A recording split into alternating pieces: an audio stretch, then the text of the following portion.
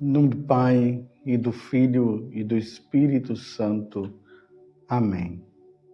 Houve uma festa dos judeus, e Jesus foi a Jerusalém.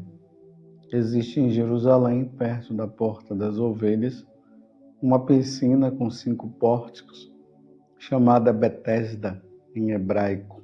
Muitos doentes ficavam ali deitados, cegos, coxos e paralíticos. De fato, um anjo descia de vez em quando e movimentava a água da piscina, e o primeiro doente que aí entrasse, depois do borbulhar da água, ficava curado de qualquer doença que tivesse. Aí se encontrava um homem que estava doente havia 38 anos. Jesus viu o homem deitado e, sabendo que estava doente há tanto tempo, disse-lhe: "Queres ficar curado?" O doente respondeu: "Senhor, não tenho ninguém que me leve à piscina quando a água é agitada. Quando estou chegando, outro entra na minha frente." Jesus disse: "Levanta-te, pega a tua maca e anda." No mesmo instante, o homem ficou curado, pegou sua cama e começou a andar. Ora, esse dia era um sábado.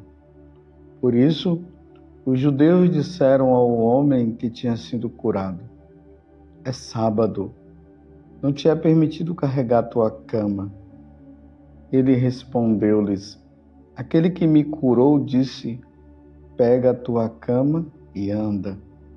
Então lhe perguntaram: "Quem é que te disse: pega a tua cama e anda?"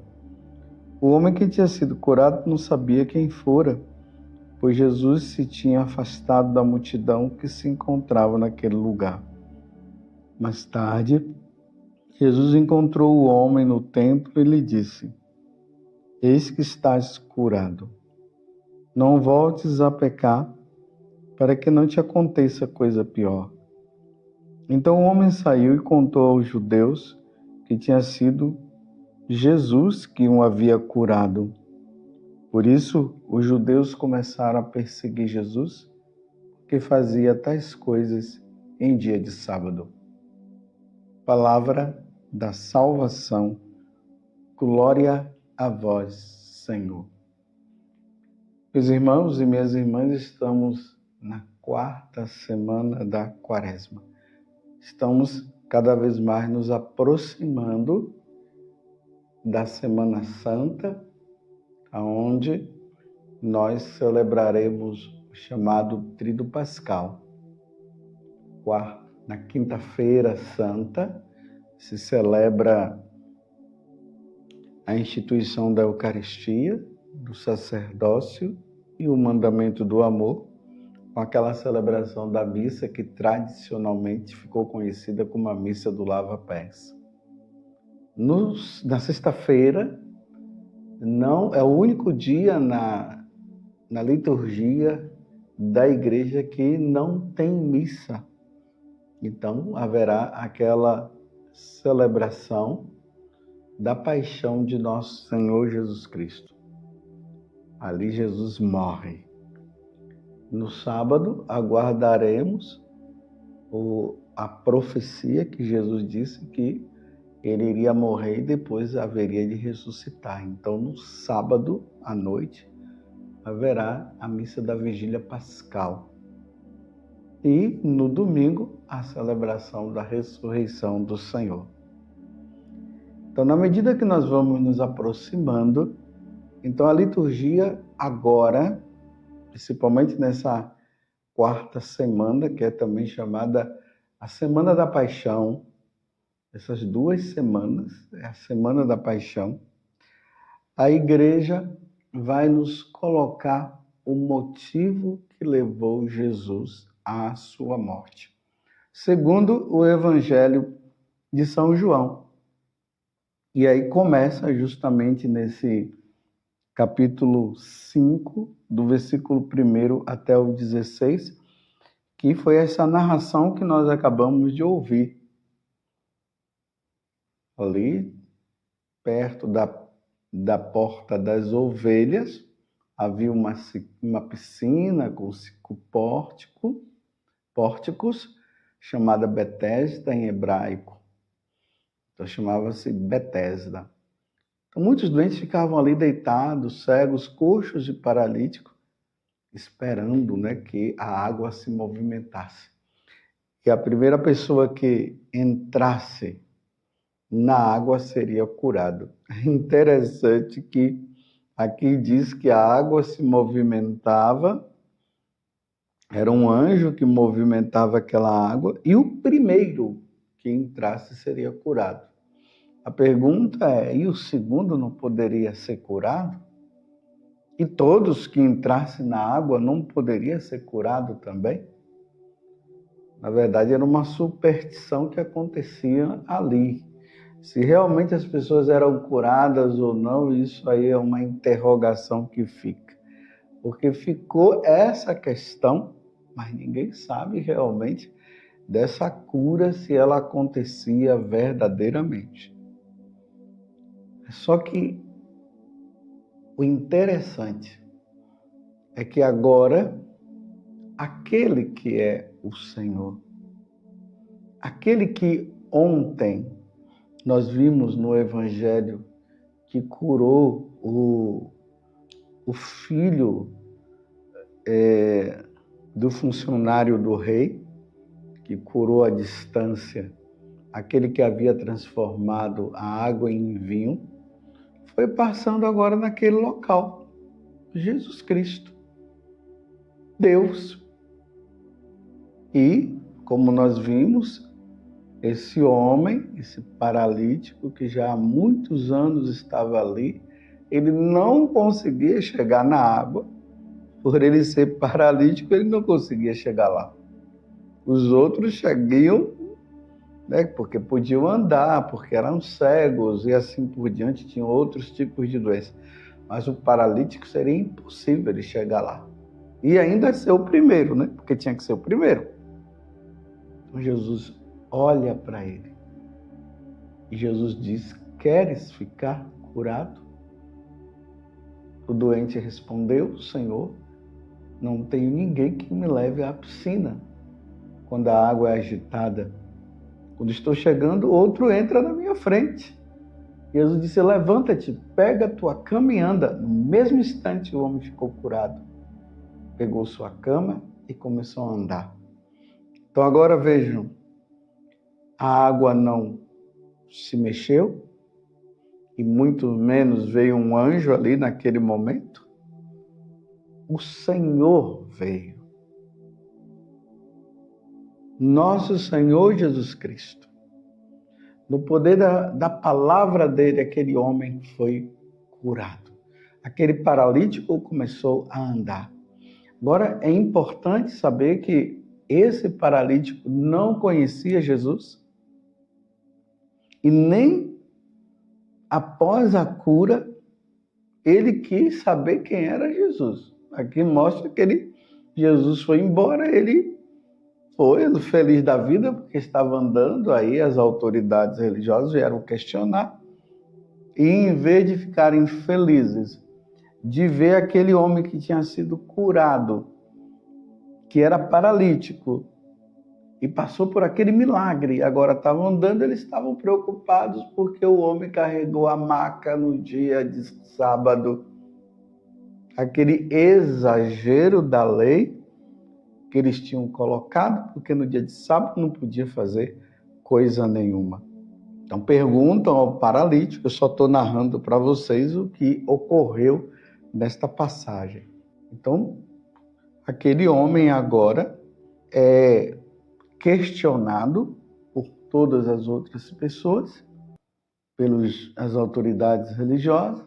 Ele não sabia quem era, depois ele acabou sabendo, então ele vai e fala para Jesus. Fala com Jesus e aí Jesus dá aquele recadinho para ele, que eu vou me deter depois. Eles falam para os judeus e aqui diz que os judeus começaram a perseguir Jesus porque fazia tais coisas em dia de sábado. Então aqui começa a perseguição a nosso Senhor Jesus Cristo. Mas aqui tem uma coisa importante.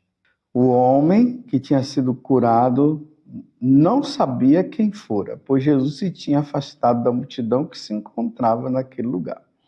Aqui, mais tarde, Jesus encontrou o homem no templo e disse: Eis que estás curado, não voltes a pecar, para que não te aconteça coisa pior. A impressão que dá é que Jesus está mostrando para esse homem que foi curado que a doença dele era proveniente do pecado. Sim, de um modo geral, nós sabemos que a doença entrou no mundo por inveja do diabo. Então, nós sabemos disso lá no livro da sabedoria, no capítulo 2, fala justamente isso.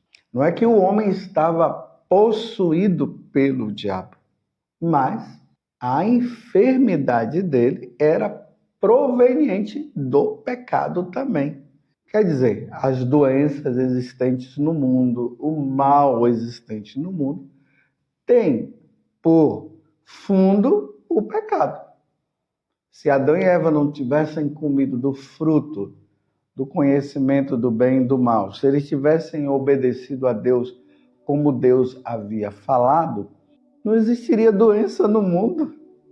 Mas Jesus é taxativo com aquele homem. Vá, você foi curado sim, mas cuidado. Olha a advertência de Jesus.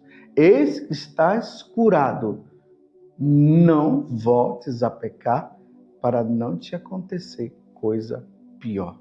O que é que poderia, meus irmãos, acontecer de pior? Bem, o homem já era paralítico. Jesus o curou. E agora Jesus está dizendo, olha, você foi curado, mas toma cuidado para não te acontecer coisa pior. O que é que pode acontecer na vida do ser humano de pior diante de uma enfermidade que já não é uma coisa muito fácil? Olha, cuidado, eu vou ler aqui de novo, porque é muito importante o que Jesus está dizendo para ele. Não voltes a pecar. Estão entendendo, meus irmãos? Não voltes a pecar. Tem um caso também de um paralítico que está lá no Evangelho de São Marcos, mas tem nos outros também. Mas no capítulo 2 do Evangelho de São Marcos, você lembra daquele homem que foi levado por 4 pessoas na casa ali de Pedro e tinha uma multidão e colocaram ele por cima do telhado? E quando Jesus olhou para aquele homem, o que foi que Jesus disse? Em vez de Jesus já curá-lo, Jesus disse para ele: teus pecados estão perdoados.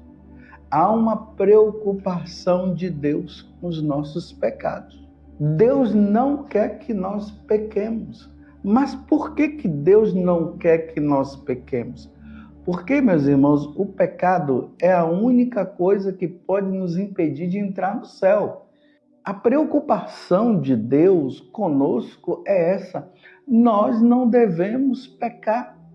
Infelizmente, hoje as pessoas estão querendo amaciar o pecado. Estão massageando o pecado. Uns dizem que não tem problema porque Deus é amor, Deus é misericórdia. Aí vocês se lembram, né? Que as pessoas ficam contando sempre aquela passagem do capítulo 8 que nós veremos, o capítulo 8 do Evangelho de São João, da mulher adúltera. Aí narram a história da mulher adúltera, né? Mas não contam aquela parte que Jesus disse: vai e não peques mais. Só contam até o pedaço que Jesus fala: mulher, ninguém te condenou? Não. Então eu também não te condeno. Como se Deus não condenasse ninguém e Deus estivesse amaciando os nossos pecados. Meus irmãos, o pecado é para ser eliminado da nossa vida. Principalmente o pecado mortal precisa ser eliminado da nossa vida. Não brinquemos com Deus, não se brinca. E hoje em dia o pecado está em alta. E há até incentivo para se pecar. Sacerdotes que falam que não tem problema o adultério, que essa questão de homem com homem também não tem problema, que Deus é amor, Deus é misericórdia. É como se o pecado não fosse mais problema, né? Muitas vezes isso aqui é um vestígio também do protestantismo, porque para os protestantes basta você levantar o braço para Jesus e está tudo bem, está tudo ok, não importa se você peca, não importa se você adultera, não, o importante é você adorar a Deus. E não é bem assim, nós temos que lutar contra o pecado, meus irmãos. Sozinho nós não conseguiremos, precisamos contar com a graça de Deus. Por isso que Jesus está sendo incisivo com esse homem. Não voltes a pecar para não acontecer coisa pior. E aqui eu estou dizendo o que é que pode acontecer de pior na vida de um ser humano, senão a perda da salvação. Preciso que nós andemos no estado de graça. Aqui eu quero fazer uma recomendação às pessoas que estão viciadas. Os viciados agora, eles estão sempre usando a desculpa que eles são viciados. E nessa de eu sou viciado, continua pecando. Aí quando vai na confissão diz, padre, é porque eu sou viciado. Aí conta o pecado. Aí daqui a uma semana volta porque eu sou viciado. E no dia que for diante de Deus, você vai dizer o quê? Você vai falar para Deus que você morreu no estado de pecado mortal porque você era viciado? Aí Deus vai bater palmas para você, vai te dar um beijo e vai dizer, entre para o céu? Sim, o vício é uma coisa cruel, mas é preciso que haja esforço. Por exemplo, quem é viciado na bebida, fuja da bebida. Pare de comprar bebida alcoólica, pare de andar com pessoas que bebem. Mas não, eu sou viciado, aí bebi, aí caí, aí vai lá, confessa, ou se não, já comunga a si mesmo, né? Que agora está também essa história que estão dizendo por aí, não, já que você é viciado, então, quando você caiu, você pode comungar. Não, tem que ter o esforço. Se caiu, não comunga, é pecado grave. Mas é um vício? Sim, é um vício. Então, lute para comungar depois que você confessar. Santo Tomás de Aquino falava muito isso. Então, depois, né, você caiu no pecado, então se confesse. Aí, depois que confessar, aí sim, agora você vai comungar para encontrar força. Não essa história, eu caio, aí vou comungar para ter força. Não, você já caiu. Não era para você ter caído. Está entendendo? Lutemos, meus irmãos. Guardemos o que Jesus está dizendo no Evangelho de hoje. Não voltes a pecar. Jesus não estava preocupado, não estava dizendo, olha, se você for viciado, então tá bom, você continue caindo lá, mas vai lutando. Não, é para cortar, meus irmãos. É para cortar. O pecado mortal precisa ser cortado, precisa ser eliminado. Essa história de ir eliminando o pecado mortal aos poucos, não se elimina pecado mortal aos poucos, é pecado mortal. E se é mortal, significa, se a pessoa morre nessa condição, ela não se salva, ela é condenada ao inferno. Imagine, ela vai eliminando aos poucos, né? E nessa de eliminar o pecado mortal aos poucos, ela morre nessa história aí. E como é que vai ser? O que se vai dizer diante de Deus? A recomendação de Jesus é: não voltes a pecar. Se esforce. Se você está no vício da droga, fuja das situações aonde você vai encontrar a droga. Se é na questão sexual, pare, elimine da tua vida pornografia e tantas outras coisas. O fraco, a melhor forma do fraco se sair dessa é fugindo, não é enfrentando. Com a graça de Deus você vai conseguir, mas é preciso oração, penitência, humilhação diante de Deus e fuga. Fuja do pecado como se foge da serpente. Está lá no livro do Eclesiástico. fuja do pecado como se foge da serpente. Ninguém vai ficar brincando com serpente por aí. Quem brincou foi picado. Você está entendendo? Então, diante de Deus nosso Senhor, fujamos do pecado. Ó Virgem Santíssima, não permitais que eu viva e nem morra em pecado mortal. Em pecado mortal não hei de morrer, porque a Virgem Santíssima há de me valer. Valei-me, Virgem Santíssima. Louvado seja nosso Senhor Jesus Cristo, para sempre seja louvado, e a sua mãe, Maria Santíssima. E desça sobre você a bênção do Deus Todo-Poderoso, Pai, Filho e Espírito Santo. Amém.